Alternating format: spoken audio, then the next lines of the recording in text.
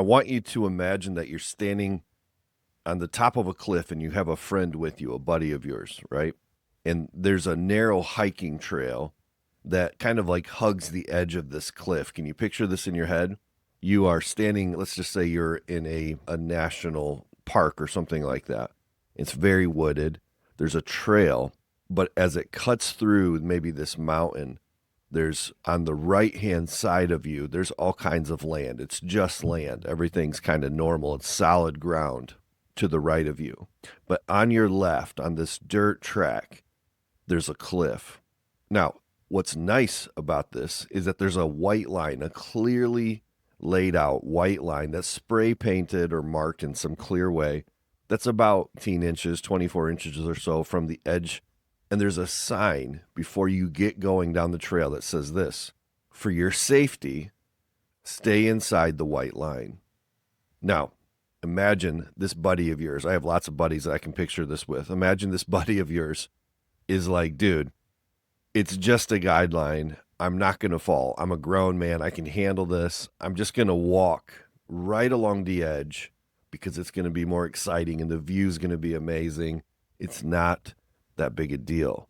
And I'm like, dude, you know what? It kind of makes me nervous. I don't like you even being that close because what if something happens? And he just says, man, dude, stop freaking out. I've got this, right? No big deal. Now, the sign said, for your safety, stay inside the white line. But your friend said, dude, it's just a guideline. It's not that big a deal. And for the first few steps, let's just say in this story, your buddy's fine. You're laughing. You're having a good time. You're enjoying the view. He's kind of crazy. He's goofing off a little bit. He's getting close, but he's balanced, right? He's confident.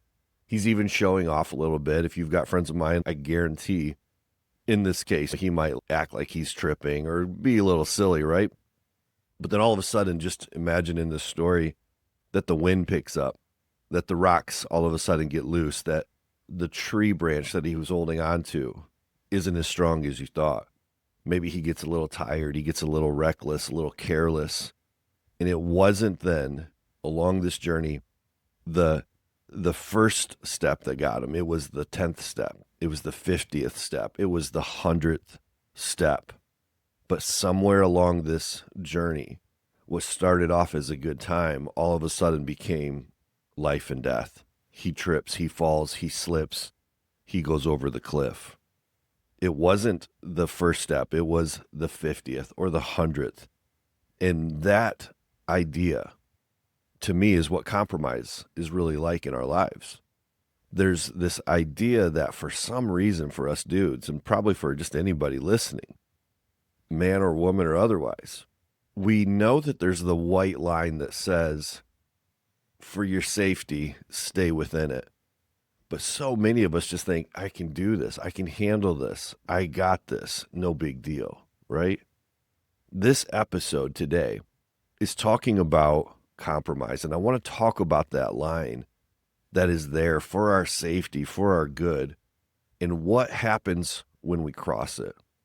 I want to talk about why compromise costs us as men more than we ever think that it's going to.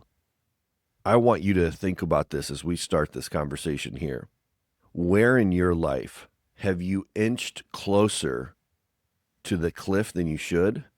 And you told yourself, or maybe right now in this moment, you're telling yourself, it's not that big of a deal.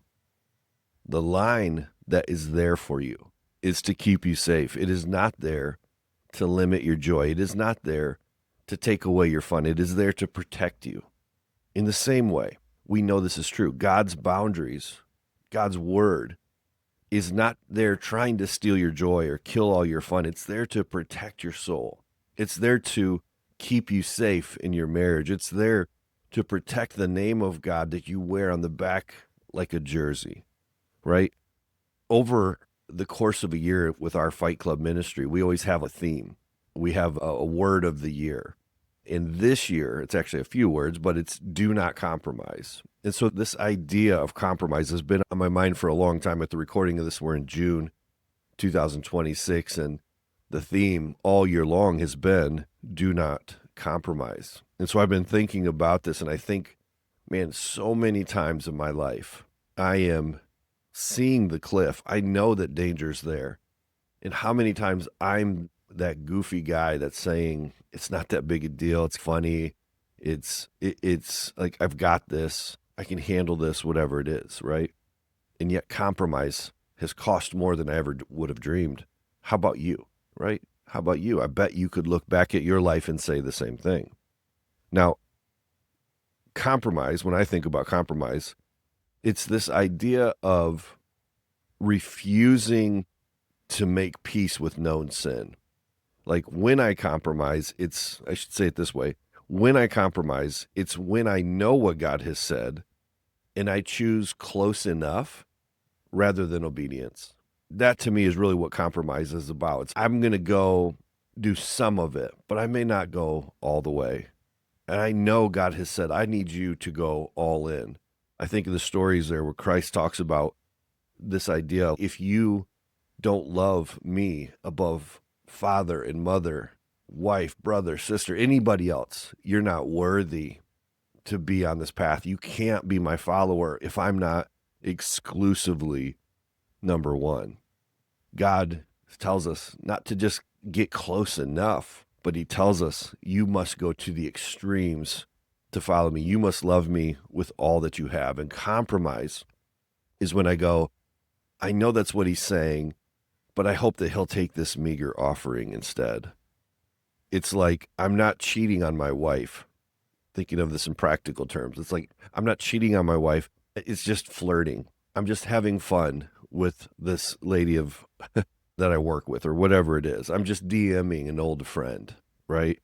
I'm just looking. I'm not touching. It's saying I'm not lying. I just didn't quite tell the whole truth.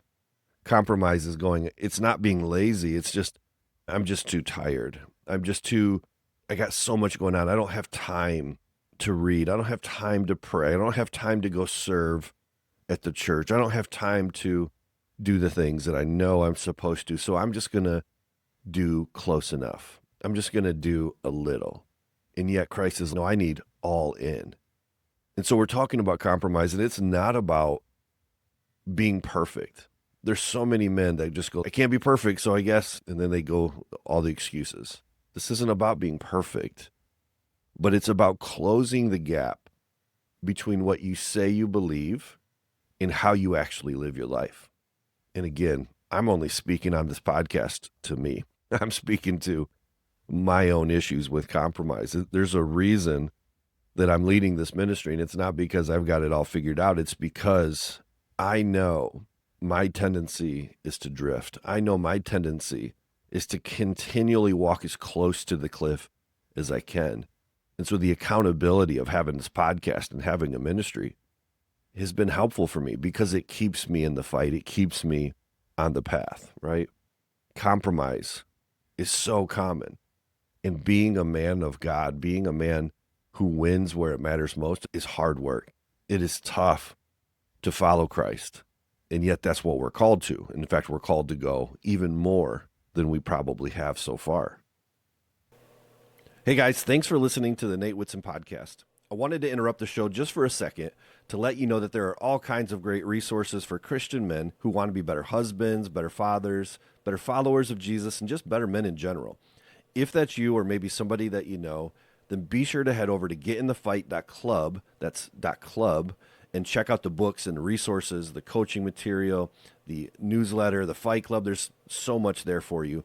Getinthefight.club. Check it out today. If you're serious about being the man that God meant for you to be and you're looking for tools or resources or just help in general, then be sure to head over there right now and check it out. All right, that's it for now. Thanks for listening. Now back to the Nate Whitson podcast. Compromise in our lives is, you know what? It's like, I'm not gossiping here, but I need to share a prayer request with you. People need to know what's going on in this story, and so we gossip. It's compromises when we're saying, like, I'm not greedy. I'm just working hard to take care of my family. This is what I hear a lot of men say. And yet they have time for nothing else, right? None of the spiritual things anyways. But what they say, though, the little lie that they tell themselves with compromise is that when I get ahead financially, then I'll start to focus. If I could just get rid of this debt, if I could just get ahead, if I could just whatever else, right? And then I'll put God in. It's saying I'm not bitter about the story. I'm just not willing to forgive. I'm not ready for it. But if I get ready, I will forgive, right? That's compromise. Compromise is going, I'm not neglecting the church or the community. I'm just kind of busy right now. My schedule, my kids' schedule, my stuff. It's saying I'm not putting other things before God. I just need to feel a little bit more comfortable with things first, and then I'll do it, right? It's the guy that says, I deserve some me time. And so I'm going to go do the things I want to do before I do the things that God wants me to do. And here's the point in saying all of that. Compromise rarely starts off as rebellion. What it usually starts off as is rationalization, like I just pointed out. It rarely starts off as you going, I am just not going to obey God at all. None of us says that out loud. What we do when we work our way towards compromise in our lives is we rationalize it in our minds first. Again, it's like the guy that says, I'm not gossiping. I'm going to share a prayer request with you guys. Come on, let's be honest, right? You are compromising in that way because you know that what you're doing, you're putting a spiritual front on it, but there's nothing spiritual about it. You're just talking about other people, but we rationalize it so well. We've got this lawyer in our head, all of us do, who is really good at rationalizing why you shouldn't work out, why it's okay to cheat, why it's not your fault, or whatever it is, why you shouldn't take accountability for something. But we are simply rationalizing, and it creates compromise over and over in our lives.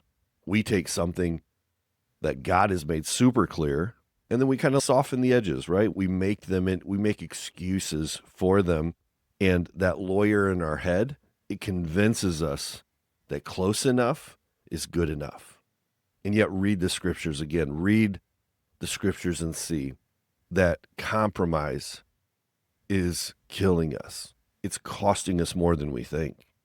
Do you remember the story of Daniel? Daniel's one of these ones that we always point to, and it's such a great example. Daniel, it says in Daniel 1:8, was determined not to defile himself. And he lived in such a way where he did not compromise. He was a young guy. He was in a new culture. He was like pressured to conform. And yet Daniel determined he was not going to be that guy. He could have said in his story, it's just food. It's not that big a deal. The king had said, you need to eat this food. And he said, nah, I'd already made up my mind. I'm not going to do it. I'll take whatever consequence the world wants to throw, but I'd already made up my mind. I'm not going to do that. But compromise often starts where we rationalize why it's not that big of a deal, right? It starts with things like that. But Daniel was different.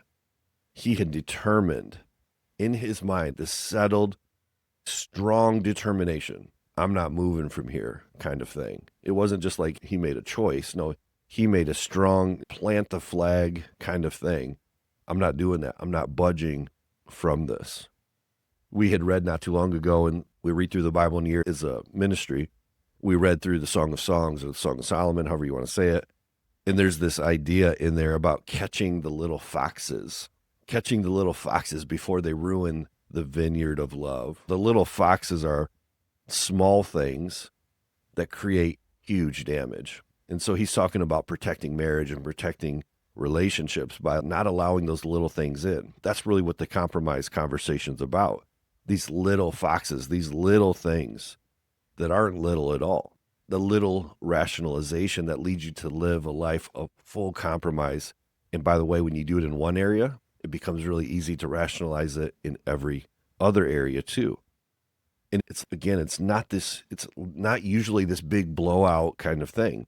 It's the little things, the cliff story where it was step 50. But listen, you compromised first time you cross the line. And it may not catch you that time, but eventually it will. So we're looking for these little foxes in our lives. Where are these little things that are really big things? It makes me think of James 4:4. Don't you realize that friendship with the world makes you an enemy of God? Friendship with the world is saying, I'll align all of my life with the priorities of the world, getting ahead financially, taking care of myself, having some me time and whatever else, right? Imagine how different the priorities of God are from the priorities of the world. No wonder James says you are an enemy when you choose those things. And again, I'm talking to men here saying, isn't that what we do? Getting ahead, paying off debt, saving for retirement. We're putting our kingdom before his kingdom. And he says friendship like that with the world is really just compromise. Compromise, saying, I would rather be friends with people here and get along and get ahead than be friends with God and make his kingdom first in my life. Compromise is where serving more than one master. You know that verse there from Matthew 6.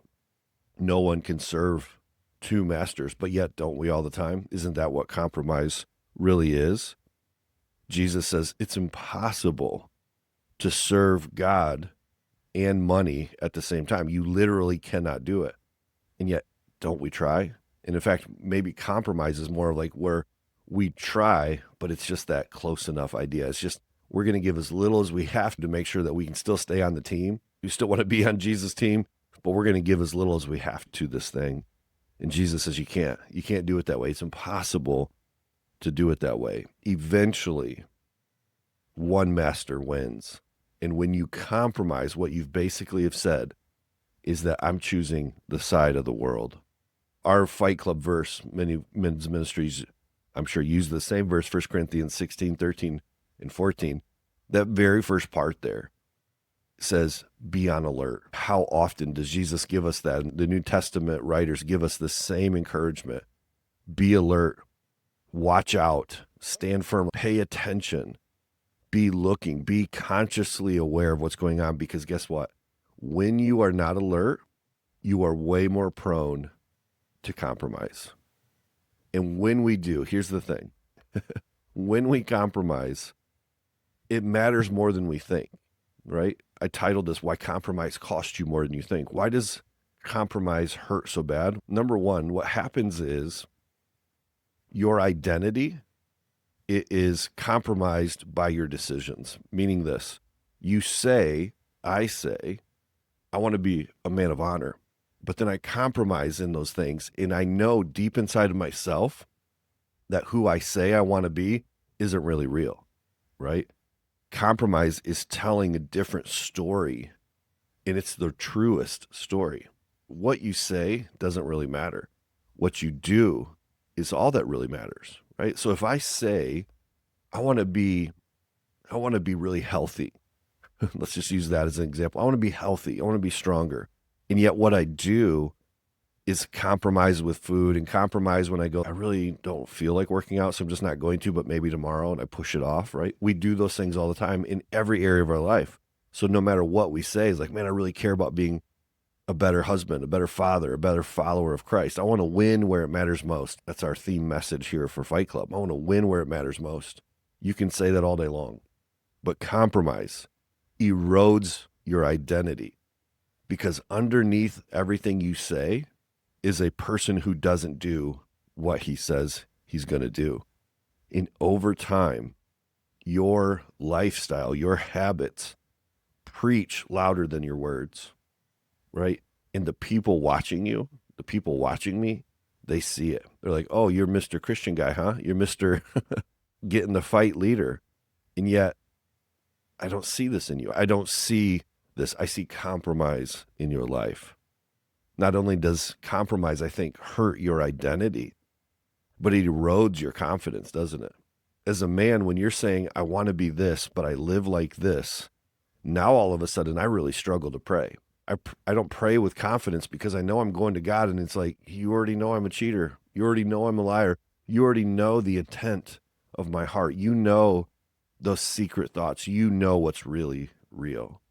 And so when I'm not living in the truth and I'm living in compromise, it erodes not only my identity, but also my confidence. I don't pray with confidence. I don't lead my family spiritually because I know I'm not really real. I know that I'm pretend. I know that I'm living a story, right? I don't share my faith as loudly. I don't stand up for things because I know that eventually I'm going to go, who am I? I know eventually I'm going to say, how could I be telling them to do this and to act strong and to be a man when I know that I'm compromising over here? When you have compromise, it erodes everything. It weakens everything. It weakens your testimony to the world. The world is not looking for you to be perfect. But what it does really appreciate is somebody who's really real. You look at Charlie Kirk, you look at different men in our society that the world actually looks at, like Tim Tebow maybe, or there's others. But there's people that are real and they're not shaken easily. And people they just don't have anything bad that they can really say, or if they do, they're crazy, right? But still, we live in compromise and it weakens our witness. It's your coworkers around you. It's your wife, it's your kids, it's your buddies, right? Like when you're the guy that is Mr. Jesus sometimes, but you're telling dirty jokes later. You know what I'm saying? Like you're compromising your witness. When you are the guy that your coworkers see you read your Bible, they know that you go to church, and yet you are flirting and you're whatever, right? Like you're not real. That stuff just kills your witness. And the thing that I'm saying over and over here today that I'm thinking of for myself is that compromise costs you more than you think. Compromise costs you more in confidence. It costs you more in your witness. It costs you more in your testimony. It costs you more at home. And it costs you in confidence when you talk to the Lord, and like over and over, probably more than you think, more than I certainly think. Compromise is not a small thing. It's a big thing. That white line has been spray painted where God is telling us through his word, look, I'm saying this not to keep you from anything, but to help you to experience everything that's good. But when you choose to cross that line, it may not catch you at first, but it always catches you. It always catches you. Stay inside the line. Don't get near the cliff, right? We're always trying to go like, how close can I get without getting burned? And guess what? You probably won't get burned every time. You may not even get burned for 100 times, but eventually we always get burned. And we go, why didn't I listen? It's the Proverbs screaming at us. Why didn't I listen to wisdom? Why didn't I just do the things that God wanted me to do? And then the pain of that regret is so high, right? We compromise with our eyes. We compromise with our mind. We just say, it's just a glance. It's just a little fantasy. It's not real, right? It's just a secret. Nobody else knows about it. It's harmless, right? I would never cheat in real life. This is just cheating over here, but it's not the same thing, right? It's just rounding out my hours. It's just fudging some numbers, right? Over and over, we find compromise in our lives and we just go, man, I say one thing, but I do another. I say I want to be a man of God, but really the truth is I'm always making excuses for why I'm too busy to read, or I'm not a strong reader, or I just excuse after excuse, right? It's when we compromise in our marriages and we just go, I know I should do the hard thing here and say I'm sorry or make it right, but I don't really want to. And so we compromise and it slowly erodes over and over again. I guess for me and you today, my question and your question ought to be the same. Like, where in my life am I saying it's not that big a deal, but you know that it is? What are the things maybe that you're trying to hide from other people? Are there things that maybe you're doing that you go, I hope they don't see that. I hope nobody knows that. I hope it doesn't get exposed what I'm thinking right now, whatever that is. Are you scrolling on your phone and looking at things that maybe aren't all the way crazy, but you wouldn't want your wife looking, your kids to see it, your friends, your church, right? Are you hiding anything? Are you cheating somewhere? Are you compromising? But in your head, you've rationalized it all out. In your head, you are making excuses and rationalizations, but deep down, come on, be honest. Deep down, you're going, I hope nobody finds out. I hope I don't get busted for this. I hope this doesn't come back to catch me. I want you to identify that because that is the cliff. That is the cliff. And God is creating this white line that's clearly marked, saying, stay away. There's all kinds of solid ground to the right. But if you keep moving left and you decide to walk over that line, don't be surprised if you eventually fall off the cliff. Now, to deal with it, whatever that area is for you, I don't want you to go, you know what, I'm going to try harder to be better. Trying harder is not it. Being specific is key for you here. Saying, I'm not going to be alone with my phone at night. If that's a problem for you, I'm not going to have a conversation with that lady there that's causing the problem that it stirs your heart up whenever you talk to her. I'm not going to underreport my time or my money or whatever. What is it for you? I want you to be specific, not vague. I want you to decide, like Daniel, beforehand. Here's the line that I'm not going to cross, and be very specific with it. Again, I don't know your story. I don't know how to best say this, but you do. Be honest about it. What's the cliff and where's the line? Be very specific about what you won't compromise on anymore. And then the last thing is tell somebody about it. Invite another man in. Compromise almost always gets, I don't know what the right word would be, but like it gets sped up, or it deepens, it gets worse when you stay alone with your compromise.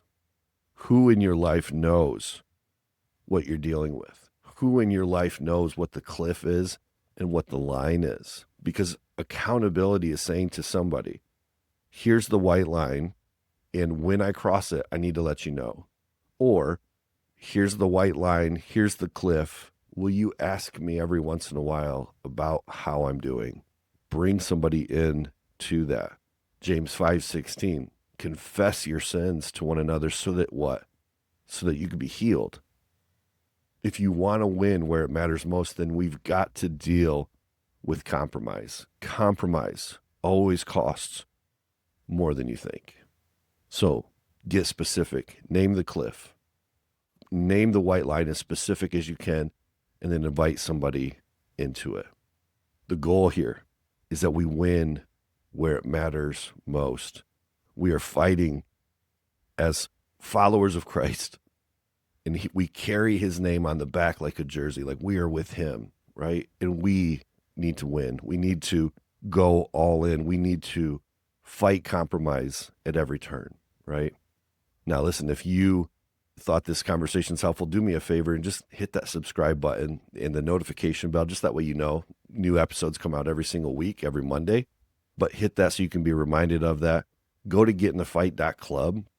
If you want more help fighting compromise and just winning where it matters most, getinthefight.club is where you'll find free resources, our free Fight Club community, weekly help, so much more. But hey, man, I hope today encouraged you and challenged you to win where it matters most. So get in the fight. Don't compromise this week, and I'll see you soon. Hey guys, thanks so much for being here today and listening to the show. Please be sure to head over to the website at getinthefight.club. And before you go, if you haven't already, please subscribe, click the like button, and leave us a positive 5-star review. It makes a huge difference whenever you do. Have a great day. Go get in the fight.